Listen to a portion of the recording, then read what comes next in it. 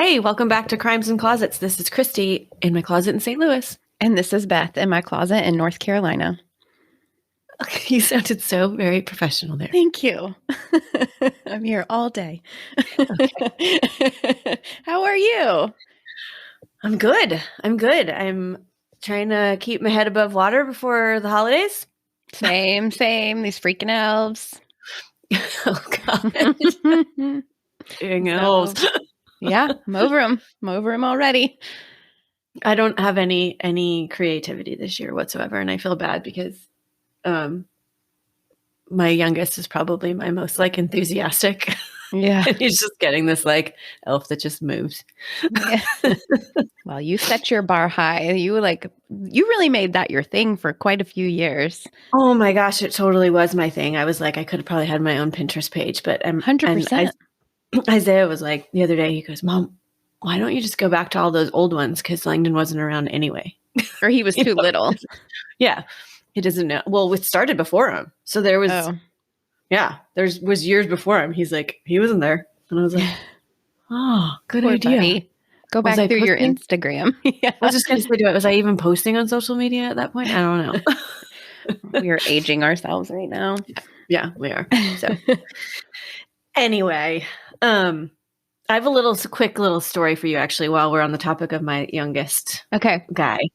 He had a project for school because they were talking about, I think in social studies, like goods and services and whatnot, the difference between that and whatever.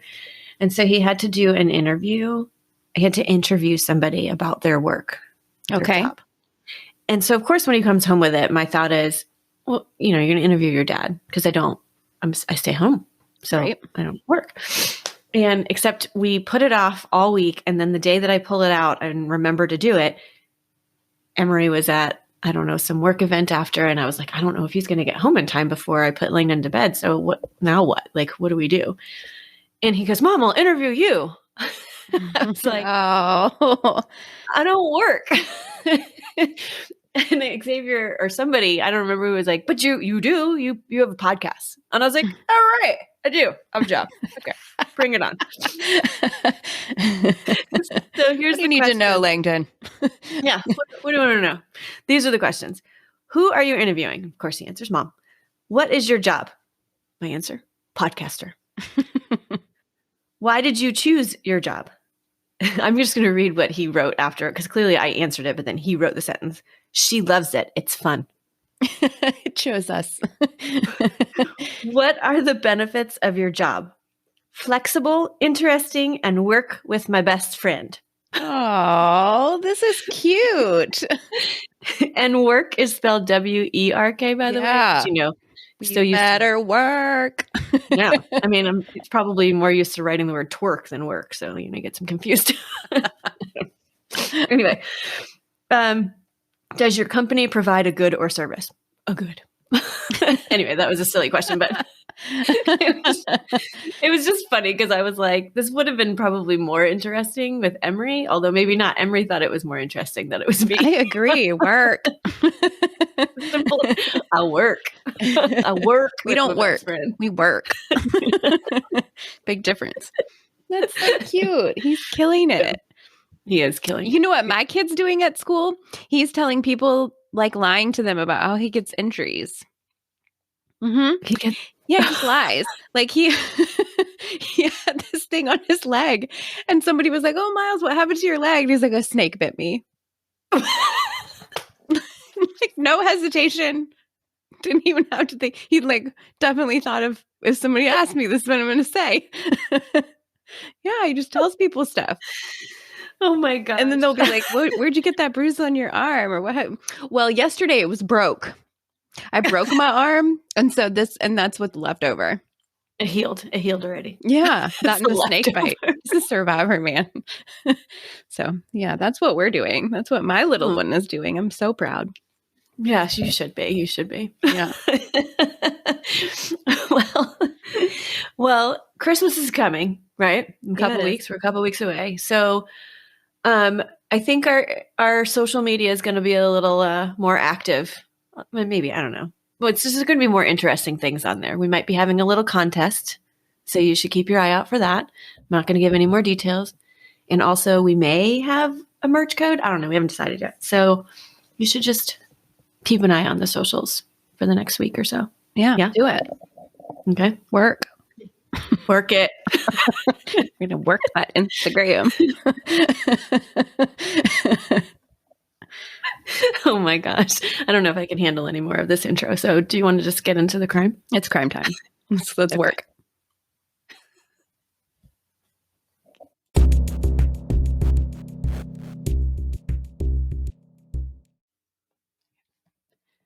Okay. Are you ready for one of these true crime stories that we usually do? Is that what we do here? I'm ready. Okay. So this one's a little different because, well, it's funny because the last case I did was from Puerto Rico. Mm-hmm. Puerto Rico. Oh, isn't that a song? Anyway. I don't know what it is. Okay. Maybe it's not. Maybe it's just a chant. Anyway, this one's from the UK. So I'm just like stepping outside here a little bit, outside the box, because Puerto Rico is still U.S., Right. But a little further outside of what we normally do. Now I'm way, way across the pond. Yes. In the UK. It's not a listener suggestion. I just wanted to do something that I have had on my list for a little bit. And so I put the listener suggestions aside for a week. I will go back next time. I like it. I'm excited. I actually found it when it was news. I don't know how it came up in my feed, but because it's not that old. It was a 2020 crime. Oh. Yeah. It takes place in Dorset County in England. I'm sure you shall say it a different way with your accent. Me? Can you say it? Yeah. Oh, Dorset County? Yes. Yes. I'm obsessed with everything British. Right. Mm-hmm. Do you know where Dorset County is? Or no? I don't think so. I don't know. It's in the southwest England. So it's like the county itself borders like the water. It's a, what's that called? Oh my gosh, why can't I think of words this morning? I'm so tired. Anyway, it doesn't matter. It's southwest. It's on the water. Been up since 5:30. No, I've been up since 4:45. Oh, 4:45. Got it. Okay. Anyway. Okay. It's somewhat of a recent case, as I said. It happened in the first half of 2020. Not sure if more information will come out about the background of some of the key players in this case, but as of right now, there isn't that much out there. So just bear with me. We'll just get into what we have. Claire Parry was a 41-year-old woman she was born in December of 1978. So she's the same age as me, actually. Okay. She was a nurse, wife, and mother of two. She had an 8-year-old daughter and a 6-year-old son. Her husband, Andrew, is a police officer with the Dorset Police Department, and they lived in Bournemouth, which is inside Dorset County, and she worked at a medical center in Bournemouth. Okay. There we have. Then we have Timothy Brehmer, who is also a police officer with the Dorset Police Department. He met his wife, Martha, at a police induction ceremony in 2003, and they were married in 2006. Martha was a police officer too, and eventually becomes a detective with the police department. They have a 9-year-old son, and they live in Hordle, which is in Hampshire County. And from what I understand, it's the next county over. It's a little bit of a distance of a drive, but not that far for him to be working in Dorset County. So Claire and Timothy meet in 2006, which is the same year in which he and Martha were married. Take note. Oh. At a work event, and became friends because she was a nurse and he was a police officer. So it wasn't like uncommon for or maybe it wasn't an event, or maybe it was like through work.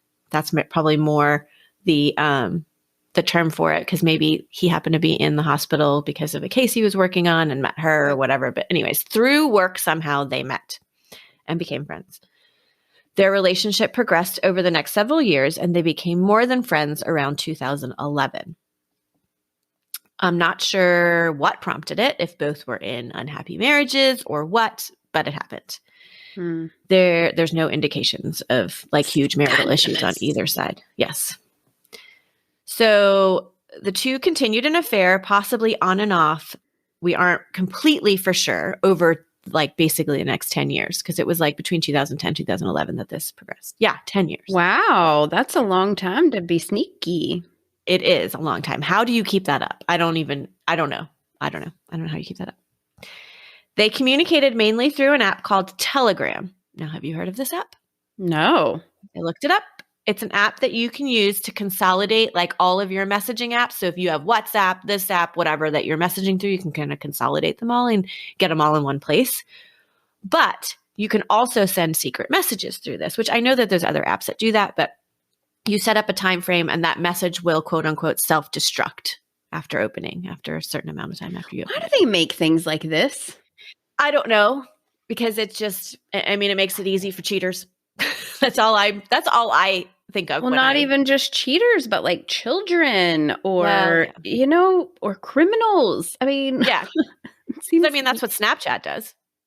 I mean, it disappears after you open it. It's true. Which is no longer retrievable. So anyway, weird. It's called Telegram. Anyway, got it. It's still out there. Claire's husband, Andrew, becomes suspicious that she's cheating because he found some hotel key cards, Valentine's cards that she had somewhere that were addressed to Curly Toes. So weird. Oh my gosh. Anyway, he had seen some transactions on their account that he didn't recognize. And I want to say that some of them were like hotel related. And so he was like, that's weird. And he found a men's rugby shirt in her belongings.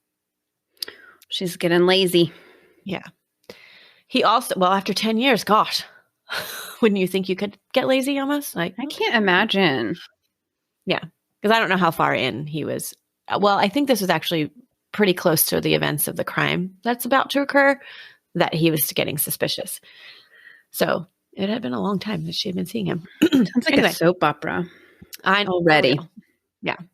So Andrew also had seen some emails to Brehmer where Claire stated she loved him. When he asked her about that, she tries to convince him that they're very old emails and that he's not really sure because they all get deleted before he can go back and like look at the dates on them. So maybe she's saying, yeah, it happened, but it was a long time ago and you don't need to worry about it. So anyway, that was her excuse. They try to go to counseling, but it's not really working as he keeps having his suspicions. He calls Brehmer at one point to confront him, which I believe was in March of 2020, and ask him about this. But he and Claire had already, Brehmer and Claire had already spoken about this, and they kind of colluded on how to handle the situation. Like, if my husband calls you, this is what we should say. Let's get our stories straight.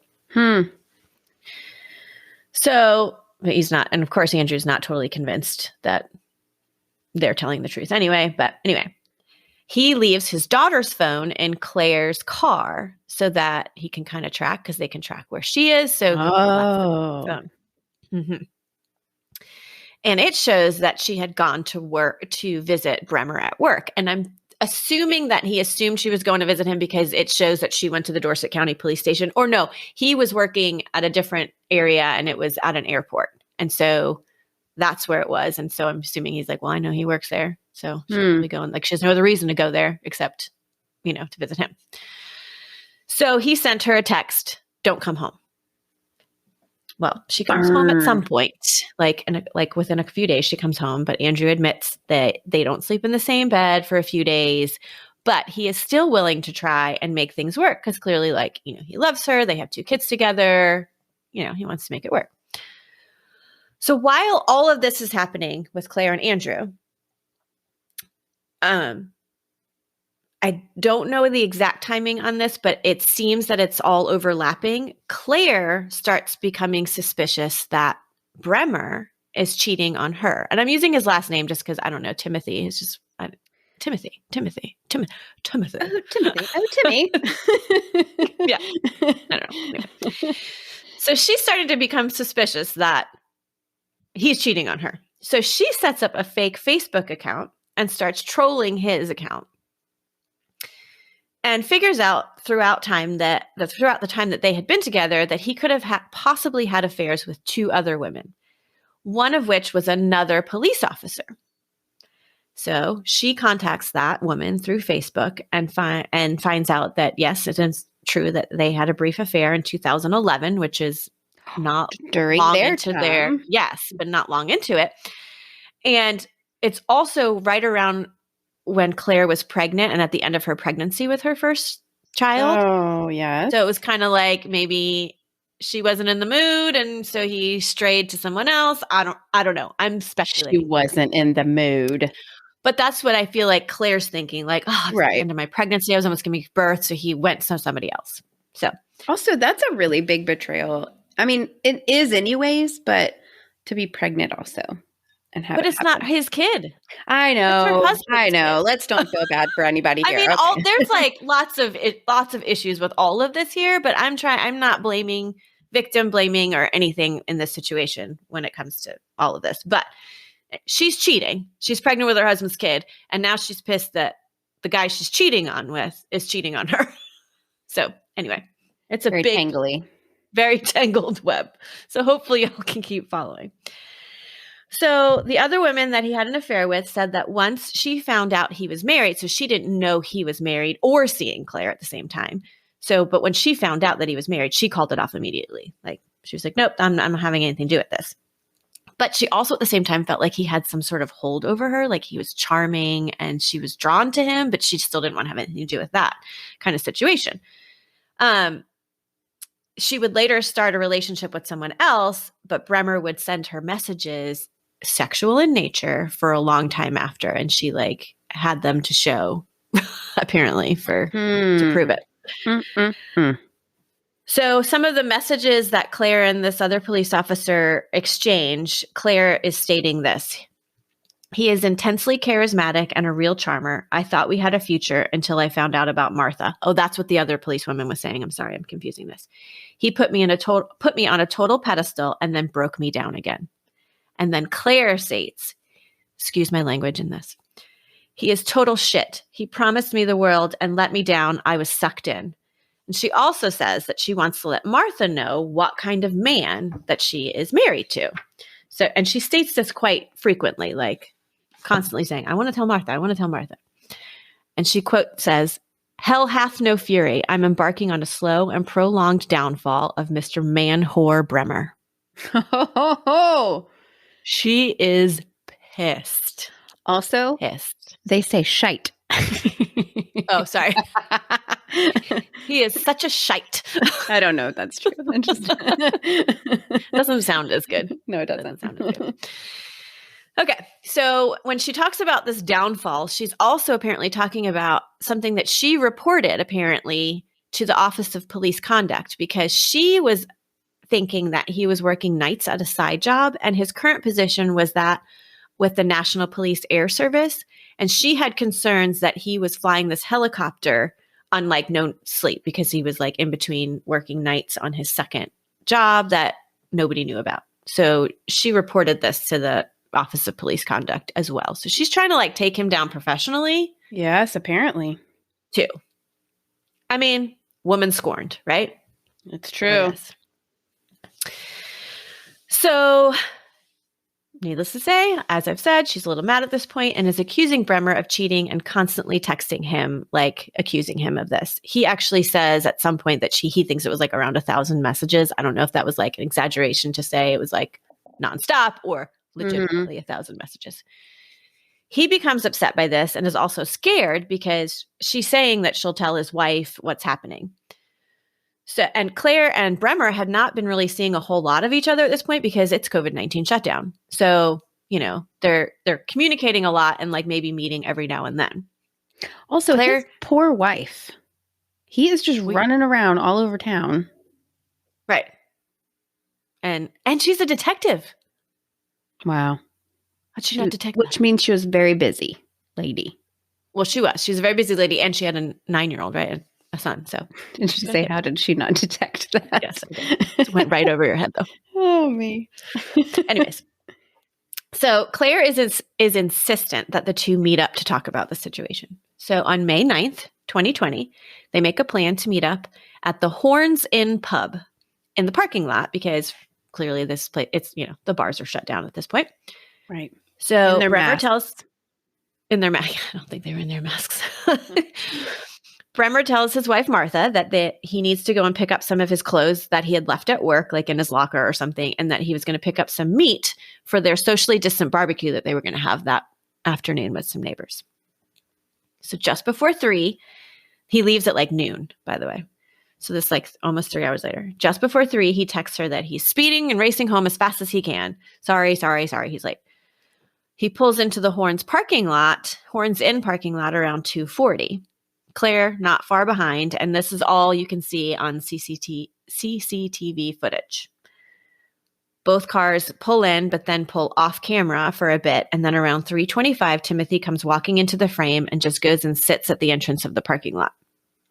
And after a little bit of time, a pedestrian walks up, and it's not, I was going to say it's funny. It's not funny, but it's interesting. You see this pedestrian walk up and like kind of look at him and then like look in the parking lot and then take a couple more steps closer and then look again. And he's just like hesitant to like really approach him, it seemed. Okay. But anyway, because according to witnesses, he's saying, help me. I'm never going to see my son again. And I'm going to prison for a long time. Is what he's just sitting there like saying. He has blood all over his arm and his clothes. Oh. And so 911 is called. According to the records of these 911 calls, I did not listen to them. The sobbing and yelling that he is doing can be heard by the 911 operator on the call. Okay. I don't know if it's 911 though. There. Yeah, I don't know. I know in Australia it's like 999. I don't know. Right. Yeah. Anyway, police are called or emergency assistance is called because all they see is that he's sitting there bleeding. Right. And they call the ambulance and saying help. Yes. Right. And after this break, I will get into what happened with that call.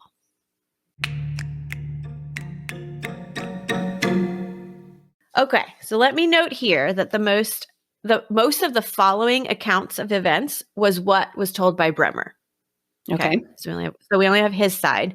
So it's said multiple times. We don't know if we'll ever know the full truth of what happened, but this is what he is saying. An ambulance is called because Brehmer's got blood all over him. Once they arrive, they tend to his injuries on his arm and are asking him what's going on. He starts talking about not believing what happened and that she attacked him and whatnot. And at this point, they realize, okay, what? Like you're mentioning someone else in this situation. Maybe we should go check that car that's in the parking lot. Oh my gosh, they didn't? No, because he's there injured with wounds on his arm and they're tending to him. So they go. The doors are open to the car. I believe both are open for sure. The driver's side, I believe both sides are open. And as the paramedic approaches, he can clearly see someone is hanging out of the driver's side door. As he describes it, it looked as if someone had fallen asleep leaning on the door and then somebody opened it and the person just kind of like flopped out. Oh gosh. So as he approached, he could see that she was bluish, in the face, and knew that she needed help. But in order to perform any life-saving measures, he had to take her out of the car and get her on the ground. So he does this and gets her breathing again, gets her heart back into rhythm, but he says it's weak the whole time. And during all this, someone radios for the police to come because clearly now they're like, okay, there's been a crime here. Something more than just an accident has happened, so let's get the police here.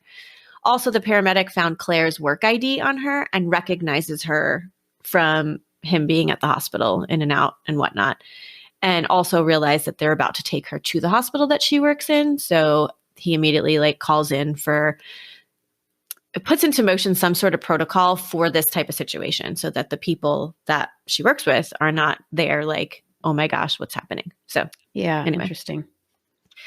As police enter the scene, they're talking to an hysterical Timothy. And there's also now body cam footage of this part of the story. He's saying how she was so mad. She was going to tell his wife that they were having an affair. I don't know what happened. She took my phone. And he's just sobbing, saying these things kind of over and over again. It's also in all of the news articles that he's talking about how he's sobbing, but you can watch this on the video. He states she wouldn't get out of my car, so I robustly tried to get her out, and she must have died in the fight as I was trying to push her out of the car. He also says at some point that she stabbed him a few times in the arm, which was the injuries that he had sustained with a penknife that he had. I was just going to say, with what? He had a penknife.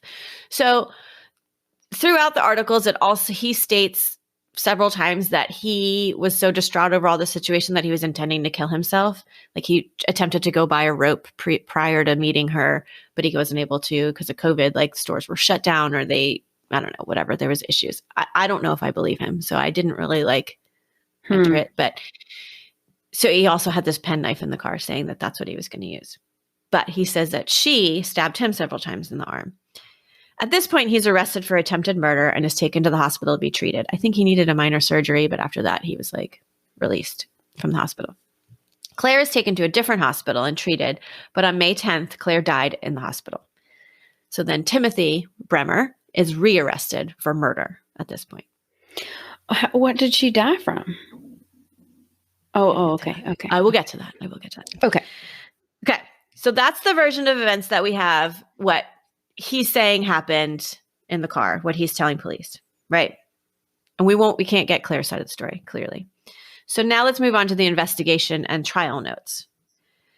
So we have some witnesses attesting to the fact that she was diving into this, into all of his extramarital affairs. You know, we have that other cop that she spoke to. So we have people that say, yes, she was going into this and kind of spiraling about it and whatever. So they confirm that with her. So we can assume that Claire did, in fact, want to meet up with him to discuss this because she was mad, sad, upset, whatever. And we see her coming into the lot with the footage that we have. And as we heard earlier, Tim said he told his wife he was out getting meat and had texted his wife that he was hurrying home. Well, around 3:02, his wife receives another text message. So we get now that from her and from the phone, that from Brehmer's phone that says, I am cheating on you. That's all it said. Oh. At 3:02. Yeah. She tries texting back, calling, but immediately within minutes, it's going straight to voicemail. Brehmer says that text was sent by Claire because when she took his phone to look at all his social media, she wanted to see his social media on his phone. That's what she said she needed the phone for, but she sent this text to Martha. That's what he's saying. We assume that they'd been arguing about this the whole time, that they're together in the parking lot. And at a later point, he admits that those stab wounds on his arm were self-inflicted. So first he says Claire stabbed him with them. Right. In the middle of a fight. Yes. Now he's saying that he did it, but he's saying it's because he was so upset that he was saying he was going to kill himself. And so he was doing that to prove to her that he intended to kill himself. And then he was getting even more upset because she had zero reaction to it. Like she didn't care that he did that to his arm in the car. And so he's even more mad that she's not caring that he stabbed himself. So in the trial, he does stick to his story being that all of this was accidental. He says he accidentally strangled her in a kerfuffle. These were the words. Oh my gosh. And that his arm must have slipped in all the melee. Oh, I like it so much. But I'm like, your arm slipped. Yeah. She dies. Like I'm still not able to. You don't accidentally strangle someone. Don't try to fool us with your fancy words. Right. Well, yeah, exactly. Well, and so then somebody was also saying that what he meant by it was like he slipped and his arm went underneath her. And when he was trying to pull back, he was against her neck. I'm sorry, but it takes minutes to strangle somebody. Okay, so we've seen this movie before, Brehmer. Okay, so at 3:05, remember that text was sent at 3:02 to the wife. At 3:05, just 3 minutes after that text was sent, his phone was put through a factory reset and all of the data was deleted. So investigators could get nothing off of his phone. Anything that was happening in the past, text messages between them, nothing, they can get nothing. So my assumption is that within those 3 minutes and when that struggle ensued and when he killed her and then had the wherewithal to factory reset his phone. Yep. So cover his tracks. Exactly. So then of course there's that 20-minute gap. Well, 3:05, the phone is reset. Okay, but he doesn't walk into frame until 20 minutes later at 3:25. So what was he doing? He says he doesn't remember. I have no idea what happened. So all of it was a blur. Couldn't believe that it happened. So I have no idea. Fine. That happens to people. Blackout, whatever. But I say why did you think you were going to prison for a long time and would never see your kid again? Because he's also stating that he doesn't know when he did walk away that she was in as bad a shape as she was. So but why is he saying that he's never going to see his kid again and goes to prison if he just thinks she's injured back there? Because that's what he's yelling on the And curtain, it was all an accident anyway. Right. Is what he said. So, exactly. So, whatever. He also states that Claire broke the unwritten rule. This is all things he's saying during the trial. She broke the unwritten rule of an affair. I didn't realize there was unwritten rules of affairs, and that rule is not to ask questions about your home life, like the other person's home life. Because this is supposed to be like your happy place, and you're not thinking about that, is what he's saying. Like, this was our happy thing. Like, anyway, so that sent him in a spin and then into a panic when she was so upset. So I'm venturing to say he's victim blaming her now in this trial. Oh, absolutely. Yeah.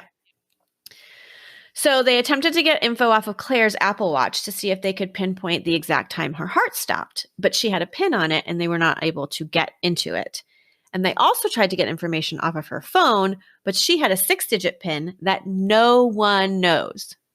Literally, like, her husband doesn't know it. No one knows. Well, no, because she has been having an affair for 10 years. Yes, exactly. So they couldn't unlock it. Now, here's an interesting thing. They started to run a software on the phone that runs through all the possible combinations for PIN numbers. And they started it in August of 2020. And investigators said at the trial that the software states, like, I guess there's like a thing that goes across like how long this will take, like when something's downloading, 3 minutes longer, Right. That it could take 19 years to crack. Wow. How crazy is that? That like some software that should run super quickly is going to take 19 years to crack her 6-digit PIN. Anyway, they're like at a loss with where they can get information from. Anyway, but somehow, and I don't know how, because it doesn't really state, they're able to get a little bit of data off of her phone. They can like extract minimal data. And part of what they extract is a note that was written but unsent to Martha on Claire's phone. It was written 2 days before she died, but she didn't send it. Martha is Brehmer's wife. Brehmer's wife. So okay. Claire, she was already in her spiral, and she was probably like, I'm going to send this to her, and then thought about it and didn't send it. So part of it said, your husband is a man whore. Myself and others. I can't help but read these things because anyway, they're fantastic little blips. But it's real life. I mean, it is real life. Yeah. Myself and others have fallen victim to his words and charm. She goes on to talk about how he sucks her in and sucked others in and ruined her marriage and her life, and then says, I've since realized I was not the only one. He has weaved his story into at least 2 more women. He tells us that we are special and that he hasn't fallen in love with us. So she clearly wanted Martha to know everything, but didn't send it. So now let's get into the medical examiner's findings. I'm sorry that this is so spotty and here, let's throw this in. But this is literally what I had to work with. Well, and I think this is how it really happened too. So, well, yeah, exactly. So Claire died, as you asked earlier, from a brain injury caused by compression of the neck. Basically, lack of oxygen to the brain. Okay. There were fractures in her neck, loss of consciousness, and she also went into cardiac arrest during or immediately after the attack. There were also some breaks in her jaw, which was explained that during the trial as something that happens if you're being strangled, because you like lower your jaw down as like, I don't know, a protection, like a whatever. And so your jaw can break a lot of the times when you're doing that. Oh my goodness. Based on scientific reports, Mrs. Parry may have been strangled for 10 to 30 seconds for the facial hemorrhaging to appear that they had found on her. So let's just think about that for a second. 10 to 30 seconds. He's saying all of this happened accidentally, right? And he didn't even realize it was happening. But if you think about 10 seconds, and I'm about to pause and not say anything for 10 seconds, just so we can really grasp the length of time that is. Okay.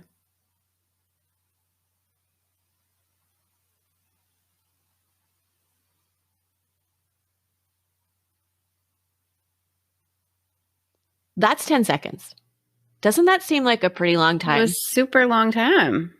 And they're saying really 10 to 30. So, yeah, so it could have been 3 times longer. Right, exactly. And you're saying that this was accidental. You didn't know what was happening. Anyway, whatever. I'm sorry. Just needed to get that. Because I was like, mm-mm. Anyway, Brehmer ends up getting cleared of murder charges because clearly they have to prove that he intended. Like he went into this meeting intending to kill her. Mm-hmm. It was a 12-day trial in October of 2020. He gets cleared. But he had previously pled guilty to the manslaughter because he had admitted that this thing ensued and she died. So a judge sentences him to 10 and a half years, which infuriates people, including Claire's husband, who made a statement after the judgment. And with everything that he said, I just felt I needed to read it. So I'm about to read his statement, well, parts of his, bits and pieces of it. I'm incredibly disappointed at the verdict of this trial. I believe Brehmer's account of the day to be inconsistent and untruthful. Plus, this guy's a policeman, so he's like very logical about what he's saying too. I mean, he's emotional, but he's logical. As the murder trial heard, he conducted a factory reset on his mobile telephone, which has hindered the police investigation and leaves us with an incomplete picture of the day's events. I feel we will never truly know exactly what happened. What we do know is that Brehmer used such force against Claire that she suffered fractures to her neck, lost consciousness, went into cardiac arrest, and eventually died. Having used that amount of force, he has failed to render any assistance to her, which could have saved her life. As a trained police officer, he would have had the ability to save her life. So, fact. I mean, it is. It's like that's and so that would be like negligent homicide because you do nothing. You just walk away. Right. You walked away. Whether it was accidental or not, you walked away and you did not fulfill your duties as a police officer, as a sworn-in police officer. Instead, he chose to tell lies from the moment he was discovered by witnesses, stating that Claire had stabbed him. He has since admitted that this was a lie, and he inflicted those injuries on himself. This lie led to a delay in Claire receiving what could have been life-saving treatment, a fact that remains incredibly distressing. Brehmer is a well-practiced liar with years of experience, referencing, well, you've had a 10-year affair. You've clearly been lying for 10 years. He has shown himself, as the trial exposed, to be consistently dishonest, deceitful, and devious. We do not accept his version of events and all the inconsistency that it contains. So that was his statement. Pretty much immediately after that trial, the Attorney General's office put in an appeal for the sentence for some unduly lenient sentence scheme. I forgot to look that up, but I'm assuming it means we feel like you were too lenient on this guy. So you should increase it. And Brehmer also puts in an appeal because clearly he wants it reduced. What, 10 years? Think that's too little? I mean, not little enough. Someone is dead, my dude. Right. Exactly. And 2 kids are without a mom. Yes. In March of 2021, the Court of Appeals added 3 years to his sentence, and the judge made multiple references to how Brehmer had to have known what he was doing at the time, whether he went into the situation intending to do it or not, that he thinks he purposefully did kill this woman. At some point, he knew what he was doing, and he kept going. He was told that he would have to serve at least 2/3 of his sentence before he could apply for parole, which is 8 or 9 years, like between 8 and 9 years. Anyway, he was fired. Little random note: he was fired for his misconduct in September of 2020 and put on a national police barred list. So even if he gets out, he can't go and become a cop again somewhere else. So that's good. But again, I'm sorry this was such a sketchy, like, whatever, but this guy killed his lover of 10 years because she sent a text message to his wife, I think. Well, because she was over his cheating rear end. Well, yeah. I mean, yeah. Even though they were having an affair, I'm sure she loved him. Right. Yes. Yeah, exactly. And at that point, it's believed that Claire felt like her marriage was ending and this relationship with him was ending. So she probably just felt like her life was about to implode, and she was just like in distress over all of it. Yeah. And so I also really feel bad for the significant others of these 2 people. Like, Claire's husband and Brehmer's wife, because they're totally in the dark about all of this. And then all of a sudden, Claire winds up dead, and Brehmer is the one who killed her. Right. And they're like, wait, how do they know each other? You know what I mean? Like, there's like, I can't even imagine. That's right. A roller coaster. It is. And Andrew actually had stated a couple times in different articles that he was really pissed that Brehmer didn't just plead guilty and like spare them the trial. Right. Because he's like, all of our dirty laundry got aired in this trial, which is why I actually I didn't even see if we could get like case notes, which I don't know if they're available, if it's too soon, or if we can even get like trial notes or anything like that from the UK. I have no idea. I didn't even look into it because I was like, you know what? Would it have made this story better to know why did she go into this affair? Because maybe that came out in the trial. Maybe like they asked, were you guys having marital issues? But but in the end, it doesn't matter. No. They had an affair. He killed her. Cut and dry, like done.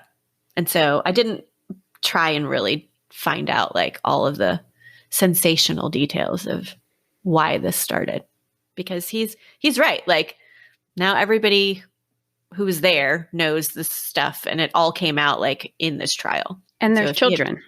There's children. There's children that have to grow up now in the same town. Yeah. So I liked that case. I see why it was intriguing to you. Yeah. I mean, it intrigued me initially because the headlines were like, cop kills nurse lover after sending text message to wife. And I was like, seems like a crimes and closets kind of story. So that's where I was drawn in. Like, cop kills someone? Oh. Anyway, sorry. In the UK too? No. Anyway, I do have a random tidbit to share that because all of this happened in the UK. And so all of the articles were from like UK newspapers and stuff like that. But they referred to the weight, height and weight of the victim and the, what's his name? Perpetrator. And when they referred to the weight, they said that he was 14 stones. Mm-hmm. And I was like, well, isn't that interesting? And isn't that a kerfluffle? It's a kerfluffle. So I had to look it up and figure out what the heck does that mean? Well, he was about 196 pounds because 14 stone is 14 pounds. Okay. 14 pounds for every stone. The more you know. The more you know. Dun, dun, dun. I wish we had the music. I don't know. We would if we had Bryce's little thing. Yes. Little sound thing. We got to get one of those in the closet. I know. Anyway. So anyways, that's it. That's my story. That was wild. Yeah. I hope everybody was able. You didn't warn anybody to hold on to their pants, so we could have just had knickers flying off everywhere. Did you see what I did there? I've been waiting to say knickers. Got you. I'm here all day. Okay. Well, thank you for telling the story. Thanks for picking a story on your own. Like, we love the suggestions. We really do. But sometimes it feels like we are getting back to our roots when we just find a story that interests us and run with it. So we hope you guys liked it. Just took a little trip to the UK. That was Australian sounding, actually. Throw another shrimp on the Barbie. Anyway. All right. So if you guys liked the story, let us know and come and find us on all the things. I'm sure we'll get back to a suggestion for next week or the week after. So keep sending those in. We have quite a list and they all look so amazing. So we're just kind of trying to work our way through the list and piece them in when we can. So keep sending them in. If you like what you hear, we would love to have a rating and a review from you guys. We've gotten like the nicest messages from people that are so great. They inspire us so much. So keep those coming too. And always remember, the world is scary. People suck. Hide in your closet.